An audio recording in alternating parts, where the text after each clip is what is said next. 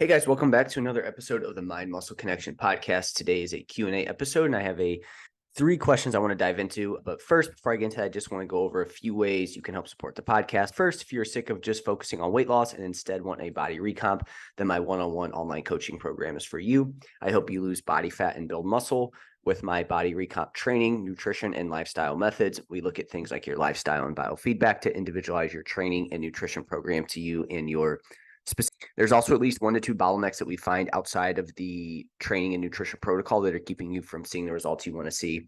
I recently hit on this in a social media piece on the 5 pillars of body recomp. And what I talk about there is the mindset side of things and the lifestyle, right? So usually there's a few things within those that are off that we figure out that need to be worked on. If you aren't interested in full coach, so if you are interested in this, you can find the link in the show notes, or you can reach out to me on Instagram and we can chat about this in more detail. If you aren't interested in full coaching, I do one-on-one consultations where we troubleshoot any issues you have and or map out a game plan for the next couple months. If you want to learn more about body recomp, I have my 75-minute masterclass on body recomp, what it is, how to do it, and you can find the link to that in the show notes. Next, if you do not follow me on Instagram, give me a follow, Jeff, HOEHN_. That's where I'm most active on social media, and you can reach out to me with any questions you may have. And then lastly, if you found this podcast to be helpful in any way, if you could leave a rating and review, and that will help more people find this podcast. Let's dive into the question. So first, before I go into that, if you were watching on YouTube, you can see that it looks like I got punched in the face. It's actually a hockey injury. I did not get into a bar fight or get into a fight at hockey. One of my teammates actually ran into me and his cage hit my face, and it doesn't really hurt. It hurts to touch, but it just looks like I got into a fight. So if you're noticing this, you're watching on YouTube, you're like, man, what the hell happened? That is what happened. If you're listening, it doesn't really matter. You can't tell anyways. Yeah. Anyways, just wanted to dive into that first. So let's dive into today's question. So the first I have is, can I start with upper body on my lower body days? And 100% you can do this, right? So that may sound confusing to some people here is, okay, well, wait, it's a lower body day. Why would I do upper body on that day? If you have some upper body, let's say you do have a split where you do have a little bit of upper body programmed into your lower body days, you can absolutely start with upper if that's a priority. Okay. So again, if the upper body is a priority for you, then I would 100% whatever extra volume you have to throw in on those lower body days, you can start with first. For example, like how this would happen. It's usually going to be in like a 3-day split or a 4-day split, but in a 4-day split, I'll typically do upper lower for clients. Okay. So it's, hey, we're going to have one day that's going to be more upper. We're going to have a second day that's going to be more lower.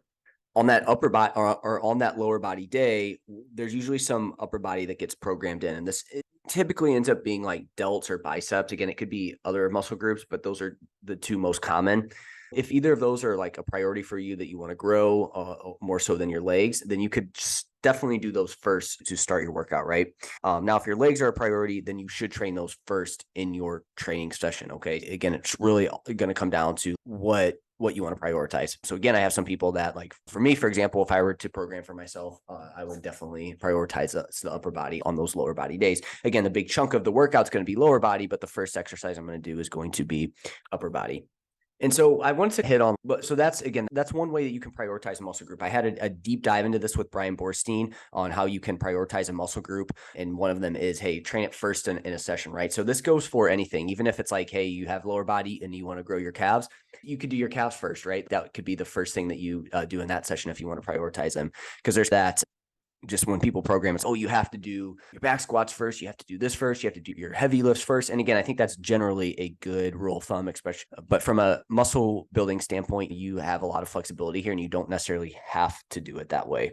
You could do whatever you want to prioritize. So I just wanted to hit on, there's no magic to the exact training split you do for muscle growth. Okay. So if it's, people always ask, what's better, push pull legs or like upper lower or full body? And there's really no magic to it. Basically what you want to get from a training split is that you want it to allow you to do enough high quality work for the target muscles and recover from that so you can push whatever muscle groups you're training for that day, which allows you to progress them over time. So that's the biggest thing. I think a poor program would be you train a muscle group and you do it so much that then it's sore every time you train it and then you aren't able to progress it over time. Like that's a training split that's not programmed properly. Now what these like push pull legs, upper lower splits can do is they give you a good foundation to be able to, like, it gives you a good foundation to work from, and then you can go from there. But I think a lot of people ask, should I do chest with biceps? Should I do chest with back? And so it doesn't really matter. Whatever allows you to do enough high quality work for that target muscle. And again, those certain splits can help you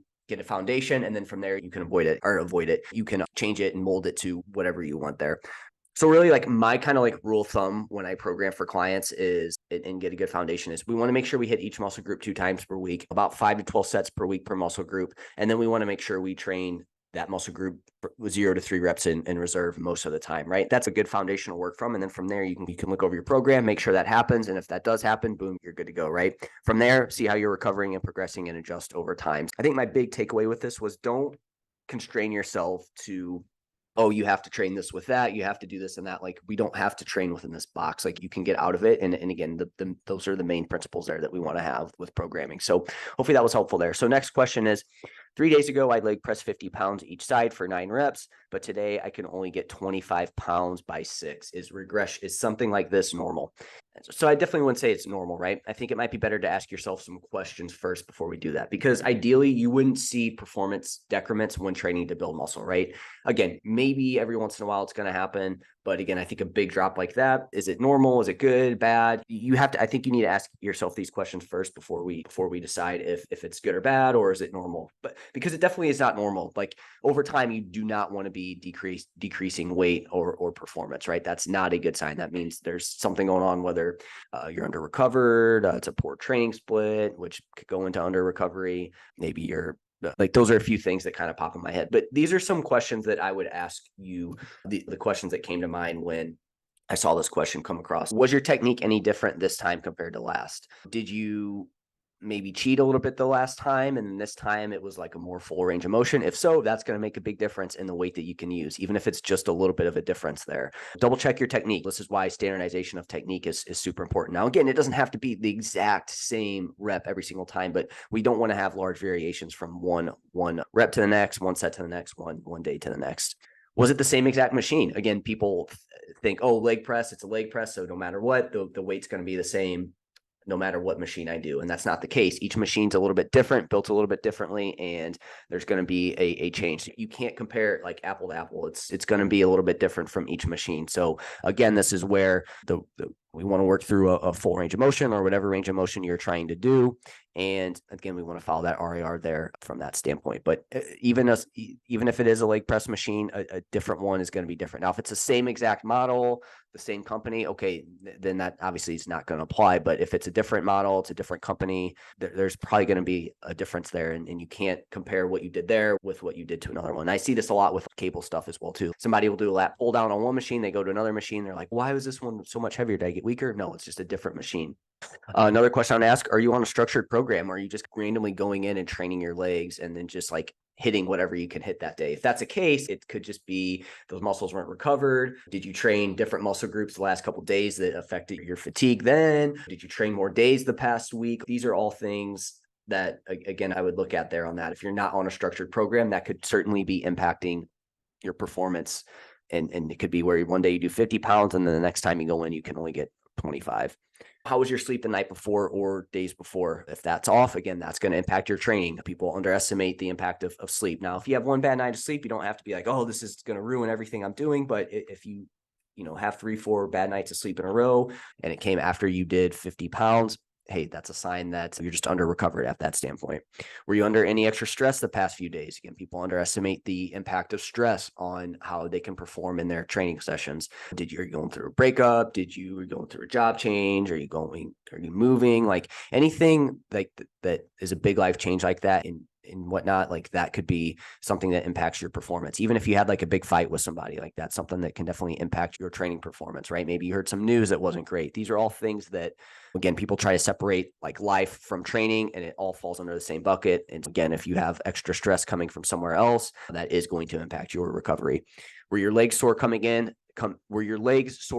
the training session? Again, if that's the case, you might be under recovered. So look at that. What has your nutrition been like the last few days? Again, if that's off, you're maybe eating a lot less, or maybe you're not getting enough quality food in, or just a lot more junk food or something that could definitely impact your training, right? So these are all things that if you were a client, I would ask you and see. I guarantee you one of these, something from here is off. If not, maybe you just need a deload week, right? Again, that's going to be dependent on what's been going on. I think all these things are going to impact if you need a deload or not. Just some things to get you thinking in terms of, oh, you know what? Actually, I did use a different machine. There you go. That's your issue. Or you know what? I actually really didn't get good sleep. I believe the person asking this is in school. Did you have to do a lot more studying? Did something go on there with it? These are all things that would impact it. And so I think it's better to, anytime a client or somebody comes to me with these questions, it's got to be like, with these questions, I want to ask back certain questions because that's what's going to be. Because it's just, if you just ask me this question of, I leg press 50 pounds and then for 9 reps today, I got 25 by 6. Is that normal? No, that's not normal. So again, we're going to dive into that and see what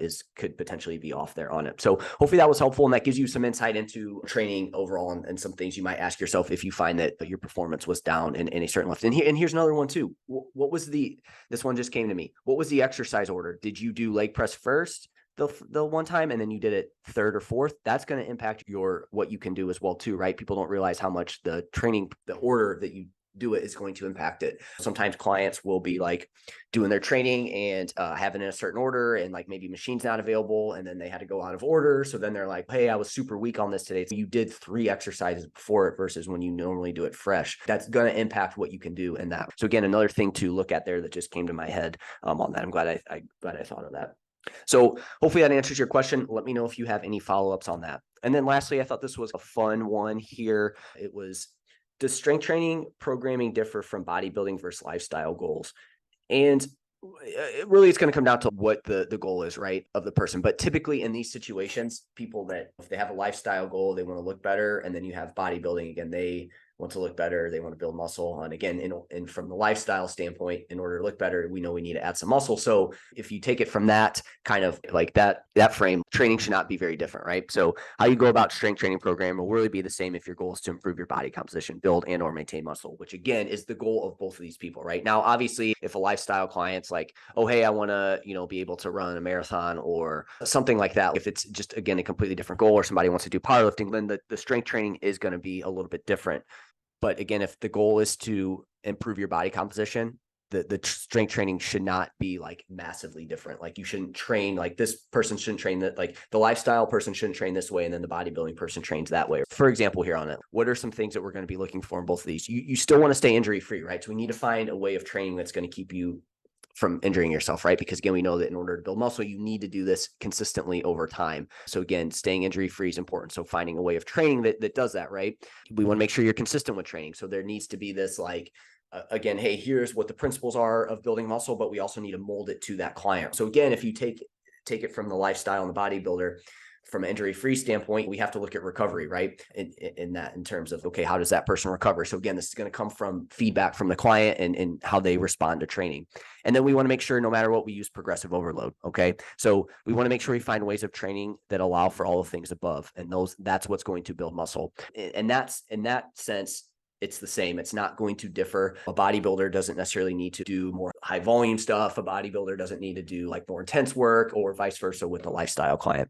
What I will say on this is some variables are probably going to be a little bit different. Okay. And this is going to be based on the client's goals and their response to training. So like some variables that could be a little bit different. One person might do a little bit more sets than another person. The rep ranges might be slightly different, right? Again, with the sets, maybe we find that so-and-so does a little bit better with that amount of sets. Maybe they have better recovery, so they can do more sets. Again, rep ranges, how does their body respond? What rep ranges does the person like to work in? Frequency, again, the frequency of how often you train a muscle group or how often you train in general. Again, a bodybuilder, where things may start to veer off a little bit as a bodybuilder. They are super into their training. Maybe it's a professional bodybuilder, so that's like what they do for their living. So they're going to be able to train more. They're going to be able to focus more on recovery, so they can train a little bit more because their recovery is better. And just from a time standpoint, right? You take a lifestyle client that has a full-time job, family, other life responsibilities. It's not feasible to have them train 6 times a week. They might have to train 3 to 4 times a week. So that's where things might start to get a little bit different. It's going to come down to the time and the commitment to it there with that. So like I said, a client who competes may be willing to push and dedicate a bit more in and out of the gym compared to the lifestyle client. But that's not always the case either. Maybe the bodybuilder, it's not a professional, it's an amateur bodybuilder, and they have a full-time job as well too that they have to in a family to raise. And that's where the differences come in. And then you have the lifestyle client that maybe they have a part-time job. They have the freedom to not really work as much. Maybe they are single. Like that person's going to be able to dedicate more time, but they don't necessarily want to compete and step on stage there on that. So you can start to see where there's really not that big of a difference in terms of how we go about training. It's all going to come down to the time commitment and whatnot. And then also the lifestyle client may just have better genetics and, like I said, more time to dedicate than the competitor, so their training may be slightly different. So that's going to be the determining factor, but there shouldn't be this like, oh, hey, this bodybuilder, he's a bodybuilder, so he needs to train different. Now, again, when we're trying to improve our body composition, we want to, the weight training is going to stay the same because the goal is to build and maintain muscle. And that's done the same no matter if you're a bodybuilder or not. Where things really start to get different is going to come down to between a bodybuilder and a lifestyle is, again, it ultimately is going to come down to what your goal is, right? Because again, even with the training, it's, hey, how far do you want to go? That's again, your time commitment and what you want to put into it, whether you're a bodybuilder or not. Same thing with the nutrition, right? Like the only difference would be like the lifestyle client, they don't have this end goal of they need to step on stage and have a certain look. There isn't this certain look that you have to shoot for. So that gives you some choice in terms of how deep you want to push the fat loss phase. You just have more choice around how far you want to push it, right? Once you start showing some diet fatigue, you have that option to be like, hey, you know what? I don't want to push this any further. I'm good to go. Whereas a bodybuilder, you have this look you need to go for. You have a time you need to have it done by, which again, you ultimately have the choice to do that or not. But say you're like, hey, I am doing this. That's where you have to push a little bit further. Hey, you want to step on stage. You want to do well. You want to win. Here's what you need to do that. And you're going to have to push through things more than the lifestyle client would have to. So hopefully that makes sense there, what I'm trying to say. But again, I think where things go different is where things start to veer off a little bit more is just the extremes that you have to go from a nutrition diet standpoint and just movement standpoint. Because that's where it's, again, like a bodybuilder getting ready for a prep or for a show, like the training should not be different. If they are training differently because they're in a prep, like it's not the most sound way to do it, right? The biggest thing that needs to change between, hey, you're getting ready for a prep versus not being in a prep is, hey, in prep, we're really going to have to focus on recovery, make sure you're feeling good there. And just training's going to be tougher, but you really just have to do what you can to maintain as much muscle as possible. And then again, where it really starts to differ is when you're in prep, it's how far you're just going to have to push it further, and you're going to have to most likely go to a little bit more extreme than the lifestyle client. So that's really the main difference, right?